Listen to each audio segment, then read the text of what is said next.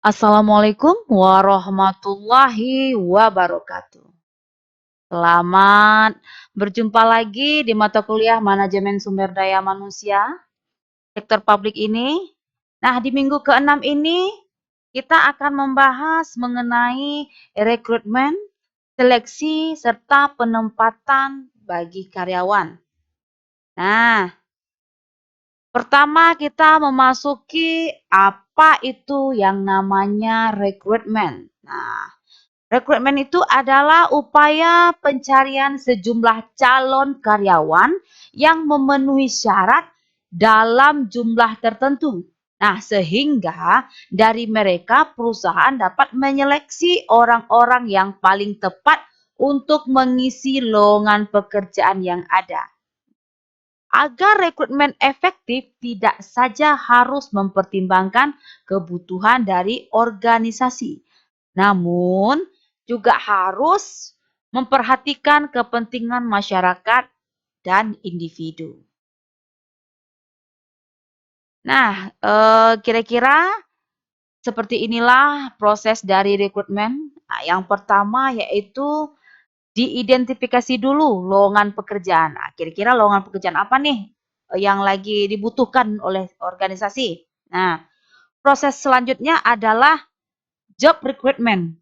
Nah, kira-kira tuntutan pekerjaan apa yang sangat dibutuhkan oleh organisasi saat itu? Nah, proses selanjutnya adalah bagaimana metode yang akan ditetapkan atau diterapkan dalam rekrutmen pegawai baru. Nah, setelah itu barulah ditentukan pelamar yang betul-betul mempunyai capable yang pas dengan jabatan yang diinginkan oleh organisasi. Nah, ini kira-kira sumber-sumber dari rekrutmen. Nah, rekrutmen itu bersumber dari dua. Yang pertama yaitu internal recruitment namanya. Yang kedua yaitu external recruitment. Nah, internal recruitment ini terdiri dari job tender. Yang kedua adalah departing employee. Nah, ini kalau job tender ini kira-kira seperti lelang jabatan, seperti itu kira-kira. Nah, yang departing employee, jadi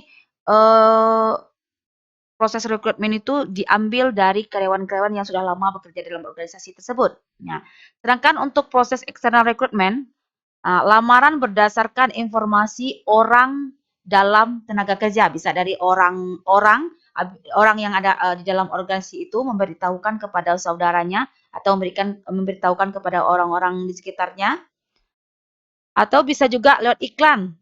Nah, bisa juga lewat Depnaker, bisa lewat perusahaan penempatan, atau bahkan melalui perusahaan pencari tenaga kerja seperti outsourcing, atau sebuah institusi lainnya seperti lembaga pendidikan, organisasi profesional, dan segala macam yang berhubungan dengan itu. Nah, setelah proses rekrutmen, nah kita sekarang masuk ke tantangan proses rekrutmen. Nah, di sini yang pertama tantangannya yang datang dari dalam organisasi. Nah, ada beberapa poin yang datang dari tantangan yang datang dari dalam organisasi ini. Yang pertama yaitu kebijakan pemberian kompensasi. Nah, ini juga tantangan dari dalam organisasi. Yang kedua yaitu status dari pegawai. Nah, ini juga tantangan dalam organisasi. Selanjutnya perencanaan sumber daya manusia. Serta yang terakhir yaitu tuntutan tugas yang kelak akan dilaksanakan. Nah, tantangan yang kedua dari proses rekrutmen adalah kebiasaan para pencari kerja. Ini juga tantangan dari proses rekrutmen. Yang selanjutnya yaitu tantangan selanjutnya adalah kondisi eksternal. Kondisi lingkungan dari organisasi itu. Nah, yang pertama itu tingkat pengangguran.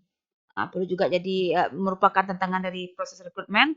Yang kedua adalah kompetitor. Yang ketiga adalah kelangkaan skill atau pengetahuan. Yang keempat adalah peraturan perundang-undangan tenaga kerja. Ini juga tantangan dari proses rekrutmen. Yang selanjutnya adalah praktik rekrutmen organisasi lain. Nah, itulah kira-kira beberapa tantangan dari proses rekrutmen. Nah, setelah proses rekrutmen itu dari proses rekrutmen. Tadi kita sudah membicarakan tantangan dari sebuah rekrutmen. Sekarang kita masuk proses seleksi. Nah, jadi proses seleksi itu adalah suatu proses menemukan tenaga kerja yang tepat dan dianggap memenuhi kriteria yang sesuai dengan karakter pekerjaan yang dilamar. Nah, dari sekian banyak kandidat atau calon yang ada. Nah, setelah proses seleksi, sekarang kita masuk ke faktor-faktor yang harus diperhatikan dalam proses seleksi. Kira-kira faktor apa yang harus diperhatikan dalam proses seleksi ini? Yang pertama yaitu penawaran tenaga kerja atau jumlah pelamar. Ya, semakin banyak pelamar yang melamar di jabatan yang di dalam organisasi, di sebuah organisasi, berarti jabatan itu sangat diminati oleh tenaga kerja yang ingin melamar, gitu ya. Selanjutnya adalah tantangan etis. Nah, yang ketiga yaitu tantangan organisasi. Nah, yang selanjutnya adalah faktor yang datang dari kesamaan kesempatan. Nah, itulah kira-kira faktor yang harus diperhatikan dalam proses seleksi. Nah, sekarang kita masuk kira-kira langkah-langkah apa yang harus dilakukan dalam proses seleksi. Nah, yang pertama yaitu kita dalam langkah-langkah yang pertama itu menerima surat lamaran. Yang kedua, penyelenggaraan ujian. Yang selanjutnya, setelah diselenggarakan ujian, dilakukan proses wawancara seleksi. Nah, setelah dilakukan wawancara seleksi, selanjutnya dilakukan pengecekan latar belakang dan surat referensi. Nah, lalu mengevaluasi kesehatan dari calon tenaga kerja. Yang selanjutnya yaitu wawancara oleh manajer yang akan menjadi atasan langsung. Nah, proses selanjutnya pengenalan pekerjaan terhadap calon pegawai baru. Nah, yang terakhir yaitu keputusan atas lamaran. Apakah lamaran itu diterima atau ditolak. Nah, sampai di sini, Ananda, Bapak Ibu semua, cukup paham ya? Sekarang kita lanjutkan. Nah, kita masuk ke langkah-langkah dalam proses seleksi. Nah, sekarang kita masuk penyelenggaraan ujian. Jadi dalam penyelenggaraan ujian itu ada 3 hal yang harus diuji. Yang pertama yaitu psikotest. Yang kedua adalah tes pengetahuan dari calon tenaga kerja. Yang selanjutnya adalah tes keterampilan. Nah, kira-kira itu ujian atau tes-tes yang diadakan dalam penyelenggaraan seleksi. Sekarang kita masuk ke langkah-langkah dalam proses seleksi. Nah, kita masuk ke tipe-tipe wawancara. Nah, kira-kira apa pula tipe-tipenya? Yang pertama yaitu wawancara yang tidak terstruktur. Yang kedua yaitu wawancara yang terstruktur. Yang ketiga adalah gabungan antara wawancara terstruktur dan tidak terstruktur. Yang keempat adalah pemecahan masalah. Nah, sedangkan yang kelima, wawancara dalam situasi stres. Nah, kalau wawancara dalam situasi stres ini, sang pewawancara membuat calon pegawainya ini stres. Nah, bagaimana kira-kira bagaimana kira-kira output dari sang calon pegawai? Kalau outputnya dia langsung stres, nah bisa jadi wawancaranya bisa dikatakan gagal. Tapi kalau dia masih tenang setelah dia dibuat stres, berarti wawancaranya dianggap berhasil. Langkah selanjutnya adalah proses wawancara. Nah, kalau tadi langkah wawancara, sekarang proses wawancaranya. Yang pertama yaitu yang harus dipersiapkan adalah dipersiapkan bahan-bahan yang akan jadi wawancara. Nah, yang kedua yaitu penciptaan keserasian hubungan. Nah, yang ketiga yaitu tukar-menukar informasi. Yang keempat yaitu mengakhiri wawancara. Nah, yang terakhir yaitu penilaian. Nah, penilaian ini nanti akan menggambarkan komentar pewawancara tentang penampilan pelamar.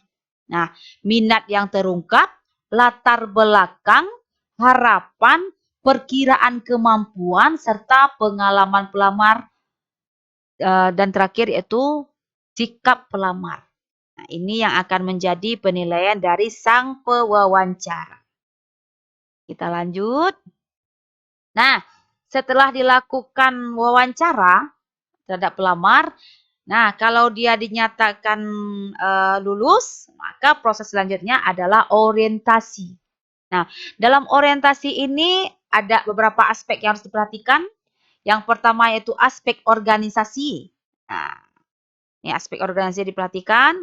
Yang kedua yaitu kepentingan pegawai. Nah, juga jadi aspek yang penting dalam orientasi ini. Yang ketiga yaitu ruang lingkup tugas. Harus diperkenalkan kepada calon pegawai di masa orientasinya. Nah, yang terakhir yaitu perkenalan dengan karyawan-karyawan lain yang sudah lama bekerja dalam suatu organisasi. Ya, kita lanjut. Nah, kita lanjut. Yang pertama tadi ada namanya aspek organisasi. Jadi sang pelamar ini setelah dinyatakan lulus memasuki masa orientasi, nah, yang dia harus ketahui kan aspek organisasi. Nah, aspek organisasi yang harus diketahui oleh calon calon pekerja ini, nah, kita bilang calon lah ya, calon pekerja ini, dia harus mengetahui sejarah tentang organisasi tempat dia bekerja. Dia juga harus mengetahui struktur dan tipe organisasi yang tempat dia bekerja. Dia juga harus mengenal para pejabat-pejabatnya dan juga dia harus mengetahui tata ruang dan tata letak fasilitas kerjanya. Nah, dia juga harus mengetahui ketentuan normatif yang ada di organisasi tersebut. Dia juga harus mengetahui produk-produk apa saja yang ada di organisasi tersebut, serta budaya apa yang sedang berkembang dalam organisasi tersebut. Nah, oke, itu aspek yang harus diketahui oleh pekerja tadi yang sudah diterima. Nah, ini masuk di masa orientasinya. Nah, kepentingan pegawai baru. Kira-kira kepentingan pegawai baru itu apa? Katanya ada beberapa. Yang pertama itu kepentingannya yaitu bersoal dengan penghasilan. Jadi pegawai baru tentu butuh penghasilan. Habis itu kepentingannya yaitu jam kerja. Nah, kepentingan lainnya yaitu hak cuti dari pekerja atau pegawai baru. Yang selanjutnya adalah fasilitas yang disediakan. Yang selanjutnya adalah pendidikan dan pelatihan. Nah, ini kalau pendidikan dan pelatihan untuk mengembangkan karirnya kelak atau besoknya. Yang jadi kepentingan pegawai baru yaitu masa-masa pensiunnya. Nah, oke. Lanjut. Nah, kira-kira apa sih ruang lingkup dari tugasnya? Ternyata ada dua. Yang pertama yaitu lingkup tugas pokok yang harus dikerjakan. Yang kedua adalah teamwork. Nah, tim tempat dia bekerja. Ya, oke. Kita lanjut. Nah, ini kira-kira seperti inilah proses rekrutmen dan seleksi. Proses rekrutmen itu ditandai dengan pembukaan lowongan pekerjaan. Nah, setelah lowongan pekerjaan dibuka, maka akan ada banyak orang yang melamar, akan masuk banyak lamaran dalam organisasi. Nah, lamaran diperiksa. Nah, ditentukan kira-kira lulus administrasi atau tidak. Diterima lamaran ini atau tidak. Nah, lalu setelah lamaran diterima, masuk ke proses orientasi. Ya, orientasi masuk karena dia dianggap calon pegawai. Kalau dia lulus di masa orientasinya, berarti dia dianggap lulus. Atau dia tidak lulus di masa orientasinya, maka dia tidak dianggap lulus atau ditolak. Nah, dari proses lamaran sampai ditolak ini termasuk proses seleksi. Nah, cukup paham ya Anda semua? Kita lanjutkan. Nah, setelah tadi masa orientasi, sekarang setelah dia ditentukan lulus apa tidaknya, kita masuk ke proses selanjutnya yaitu penempatan pegawai. Nah, di penempatan pegawai ini adalah penempatan tugas bagi pegawai baru atau penugasan bagi pegawai lama. Nah, penempatan biasanya merupakan kewenangan dari atasan langsung atau kepala unit kerja pegawai tersebut.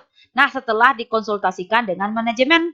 Nah, peran dari HRD yaitu unit kerja pengelola SDM adalah memberikan saran kepada manajemen dan konseling untuk mengawasi pegawai baru tersebut yang bersangkutan. Nah, di penempatan pegawai terdapat dua. Yang pertama yaitu asesmen atau pegawai baru. Yang kedua yaitu reasesmen atau pegawai lama. Nah, pegawai lama ini ada prosesnya juga.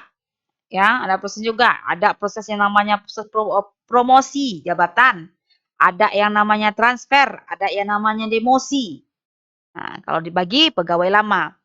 Nah, kita masuk ke promosi dulu.